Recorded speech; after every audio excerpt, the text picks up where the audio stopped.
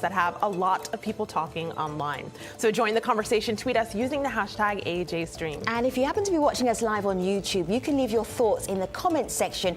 We have the stream team in the comments section. They will talk back at you as well. And that's another way that you can also be in the stream.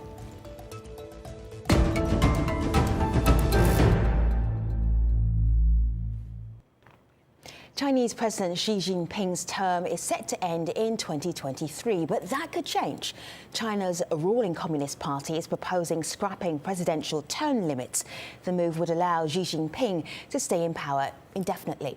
But some analysts point out China has already been moving to consolidate his power. Joining us to talk about this, we have Yun Sun, a Chinese foreign policy expert at the Stimson Center. That's a policy research center right here in Washington, D.C. Shocking news? Expected news? How's the Chinese population reacting to this? Thank you, Femi, for that question, and thank you for having me here. You're so welcome. Thank you. So the Chinese general public's reaction to this piece of information has been very different. So on one hand, we have people who sing high praise for the move, claiming that the country needs a long-term stability, needs a policy consistency, and needs a strongman leader like Xi himself to charter the course of the great rejuvenation of the Chinese nation. So that's the positive side. But then on the negative side, we also hear civil society representatives or public intellectuals questioning the direction that the Chinese politics is going.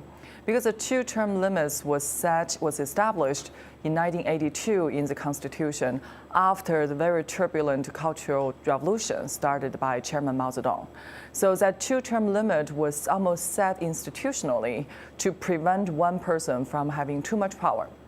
So that raises a question as for, yes, Xi seems to be a wise and benevolent leader so far, but is this a really good move for the future of China? You know, some of that questioning, of course, is happening online on sites like Sina Weibo. But then there are claims of censorship. So this is what Sean on Twitter says. Impressive. You can't say disagree on Weibo. Disagree is a violation of laws. And by you can't say, he means that messages that are posted on the social media site are then taken down. Sean then says, I think it's back to normal now. Emperor re-granted you rights to say disagree. And one other person chimes in. This is Tony, who says, why bother censorship at this point? It's faster and easier to ban all speech and message except for I love Paramount core leader, chairman, president, general secretary Xi. He goes on in that tweet. The censorship, was that something that you saw coming? And what does that say about the future of China when it comes to what the people actually want and whether they're going to get a say? There are a couple of things. First of all, censorship is no stranger to Chinese. Even before this piece of news was announced during the weekend, there has been censorships over the sensitive policies the government is implementing or over the issues that the government feels a little vulnerable towards the public opinion. So this time is not new.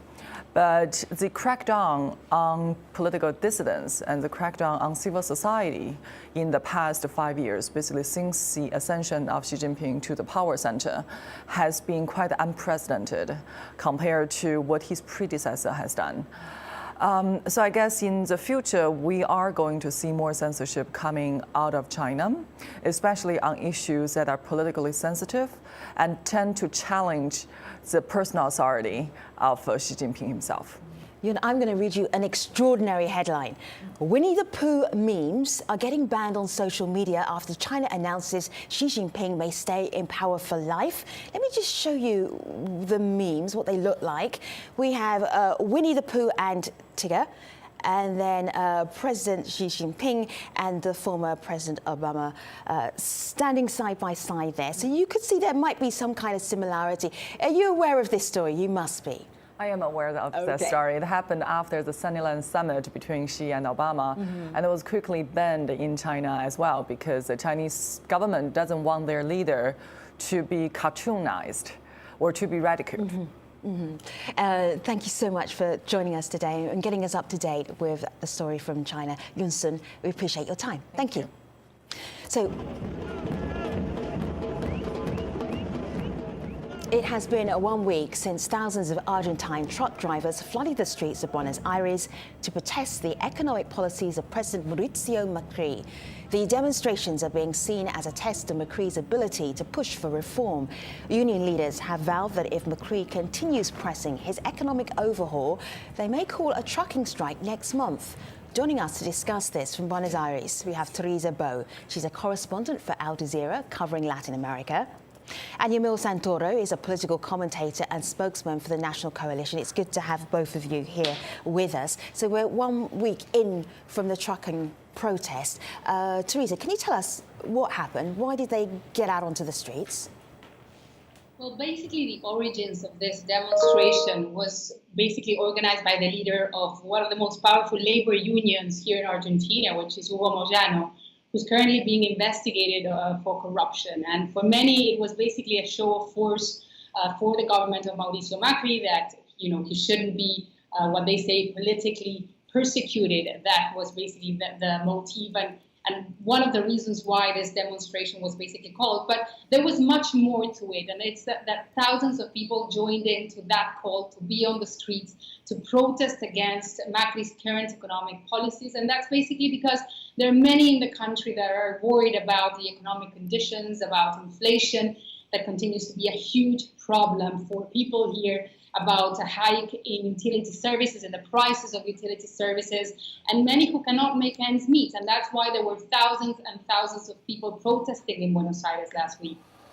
I want to share a tweet of some of those thousands. This is tweeted by Left Journal Verified, and this is drone footage of that protest that we saw, and you can see them out in the streets in force there, waving banners and holding signs.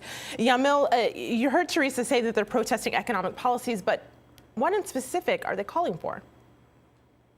Well, people are extremely worried. I mean, Mauricio Macri came to power with a promise of reform, of improving the situation, the economic situation in Argentina that's already been coping with around 30% inflation rates during the government of former President Cristina Kirchner. Well, he promised to change that. And even though inflation has decreased in recent years, it continues to be a serious problem. Right now, workers are negotiating their salaries increases because of this inflation, and the government is trying to say that inflation this year is going to be around 15%. Well, workers on the street say that the situation is completely different. What we have seen is that prices are rising around 18-20% on average, and people want to be compensated for that. And that's why we're seeing protests quite frequently here in Argentina these days. Let me bring in Yamil. Yamil, let me just show inflation, what it was in Argentina in 2017 and what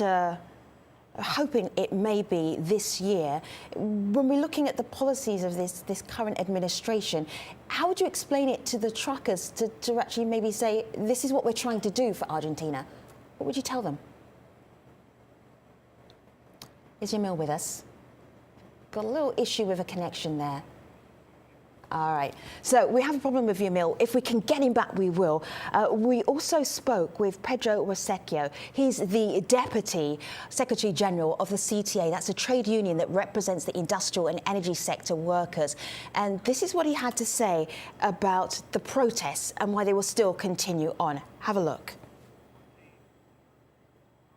El último 21 de febrero hemos hecho una gran demostración, los trabajadores, con más de 400.000 trabajadores y trabajadoras en la calle manifestando y repudiando las políticas de este gobierno. Y tenemos la decisión de ir por la construcción de una gran multisectorial que siga convocando estas movilizaciones, que siga convocando y trabajando para un paro general y también para generar las condiciones para crear un gran frente político, gremial y social que cuando llegue el año 19 pueda producir una gran derrota a este gobierno de Macri, este gobierno de derecha, este gobierno que apoya solamente a las grandes corporaciones. So, Teresa, given that you just saw, I want to read this tweet from Nicholas, who says, today we saw that there is strength to face Macri. Regrettably, from the box, they did not call for any fight measures to continue. And he's speaking of what happened at the rally. Are there any specific measures in place from the opposition to deal with this economic crisis? Well, most definitely. If there is one thing that benefits Mauricio Macri right now is that the opposition is completely divided. Even though former President Cristina Kirchner continues to be a force to reckon with, she is seen by many as corrupt and is not strong enough to unify the Peronist party, which is basically a historical party in Argentina, used to be the most powerful party in Argentina, political party. Well, it's completely divided. And that's something that is benefiting Mauricio Macri, because even though many are not happy with the current administration, they have nowhere else to look. There's no new faces in Argentinian politics these days. And that's something that helps Macri, because his approval ratings continues to be around 50%. And definitely, in spite of the reforms that he's been carrying out, in spite of the inflation that continues to be a problem in the country, in spite of the deficit that Argentinian economy continues to have, the president continues to be quite popular in some sectors in Argentinian society. All right, Teresa Bo is our Latin American correspondent. Thank you so much for getting us up to date on that story. Appreciate that, Teresa. Take care.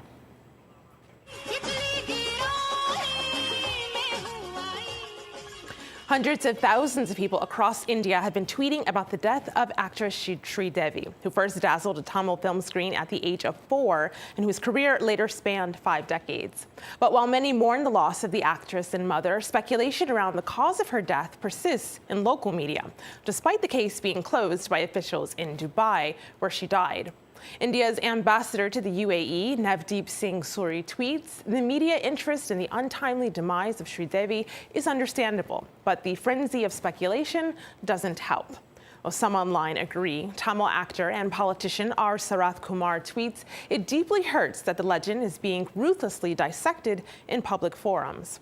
Columnist Barka Dutt argues the reporting by some Indian news outlets has been shameful, creating a new hashtag, News Kemote, or Death of News, to describe the journalism around Sridevi's death. Now, despite the flurry of conspiracy, many young artists are continuing to pay tribute to the late actress with their own renditions of her star performances.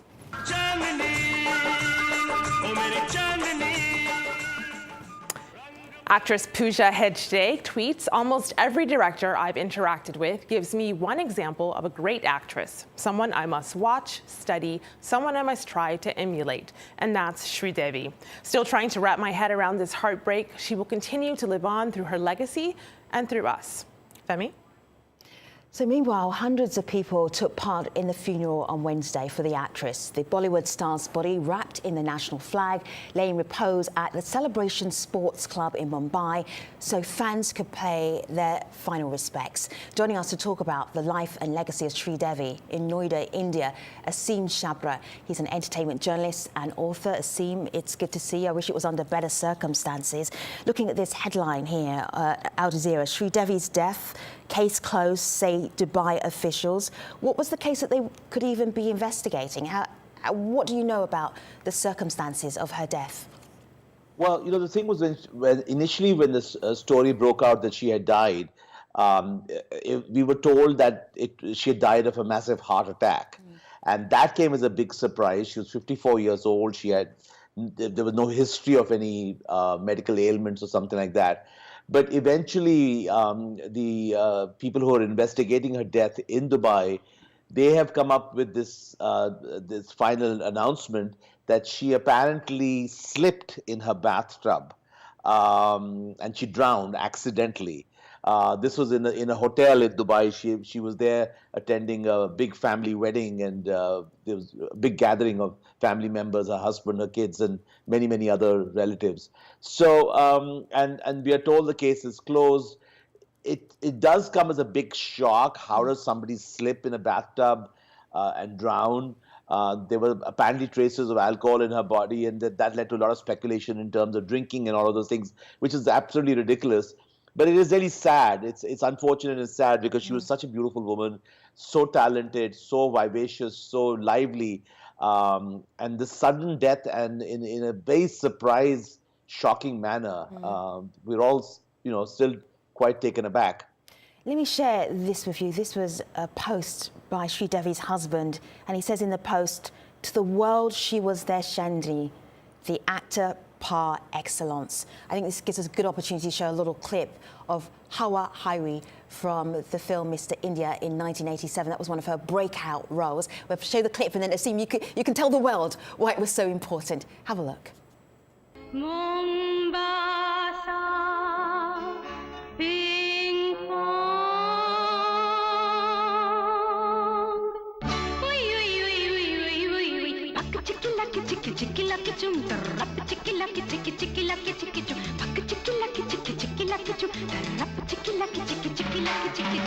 मैं ख्वाबों की शहज़ादी, मैं हूँ हर दिल पे छाई. Asim, that looks like some party there. Yeah, so Mr. India was one of India's first superhero films. In this particular scene, the superhero and she's collaborating with the superhero, they actually there's a party going on at the villain's mansion or something like that. But the fun part of the song is basically just watching Sridevi. She had such energy, she had such comic timing. Really very, very charming and delightful, and she could dance. Of course, in Bollywood, most actors perform songs, but they lip sync. They don't sing themselves, the voices of another singer. But you know, we associate this song with Sridevi, and this is what made her really a very big star in North India. She was already a big star in South Indian films. And she became, you know, she's been referred to as a superstar in India, the first female superstar, because we've had many actors like Amitabh Bachchan and others who've been superstars also. So this really established her, this song. So I want to read this tweet that we got on her significance. This is from Rishi, who says, Sridevi is special.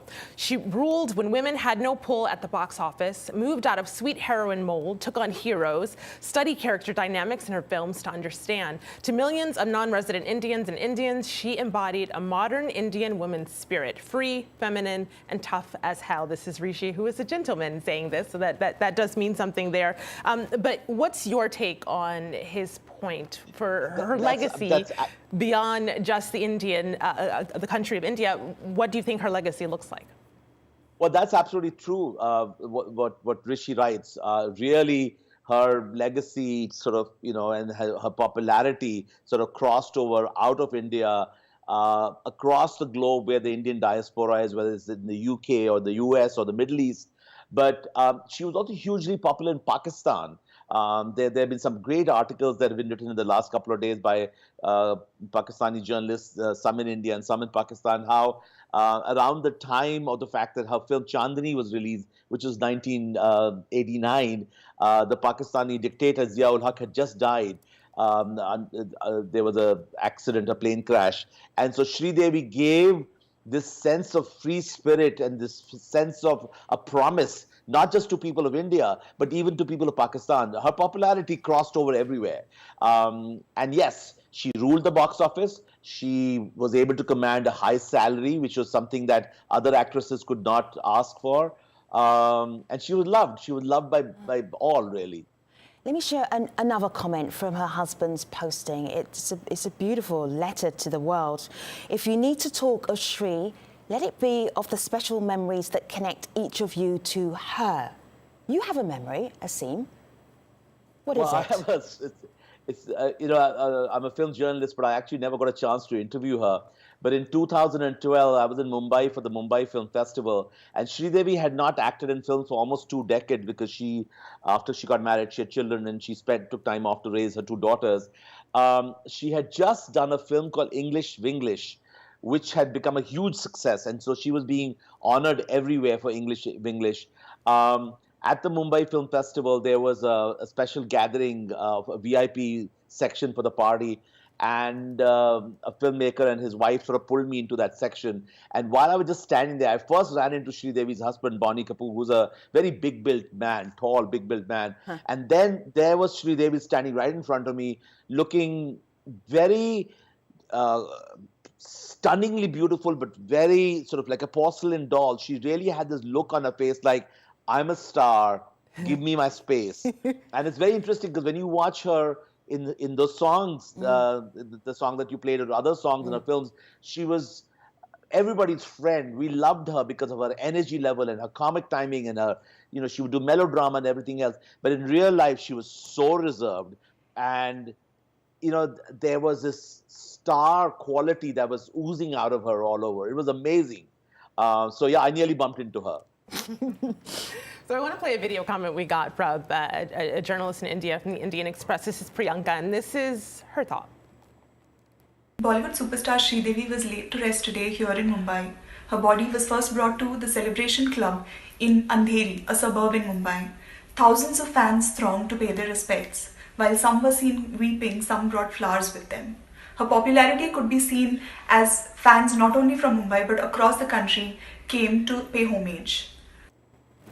So keeping that in mind, Asim, I wanted to read this tweet we just got from Ahmed, who says her main legacy is that she's opened a path for women leadership and for them to aspire to meet the gender inequality that's dominated in the region. She became an ambassador for women. So Asim, do you think, or in your purview, is there an actress who you think can fill those shoes?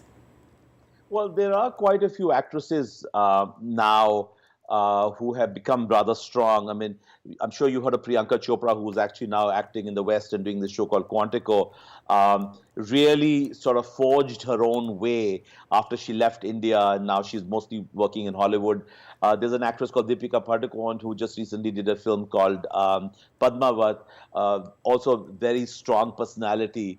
Many other actresses. In fact, what's happening is that the Indian film industry and the directors and the script writers are creating more and more roles which are women-centric, which was probably not happening 20, 30 years ago.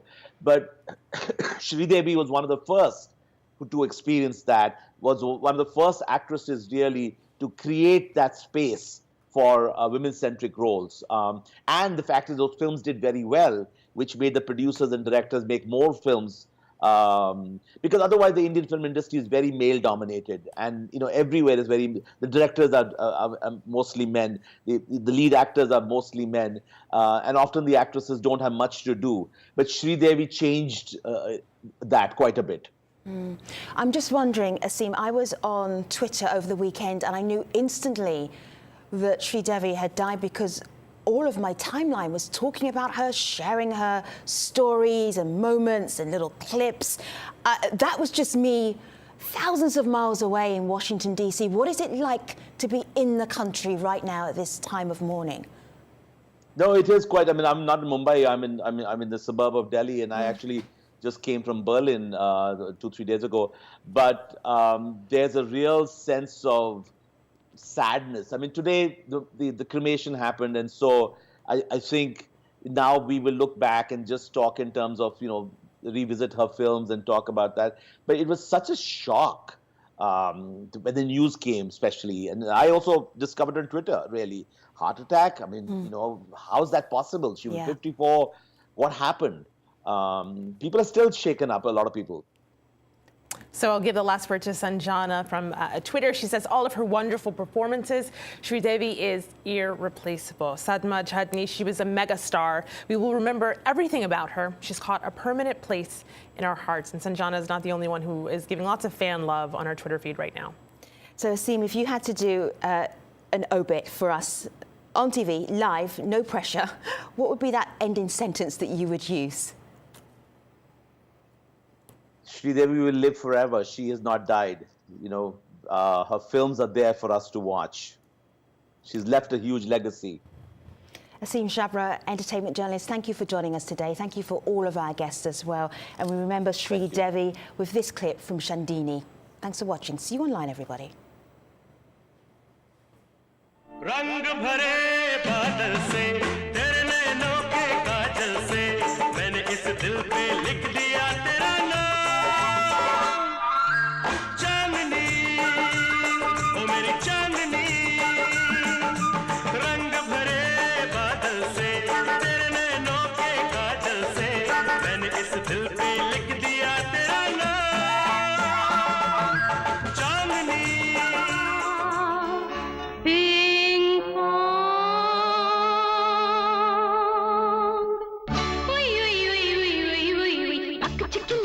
Chicky, lucky, chum, chikki lucky chikki lucky चिकी चू पक चिकी lucky चिकी lucky चू रप चिकी lucky चिकी lucky चिकी चू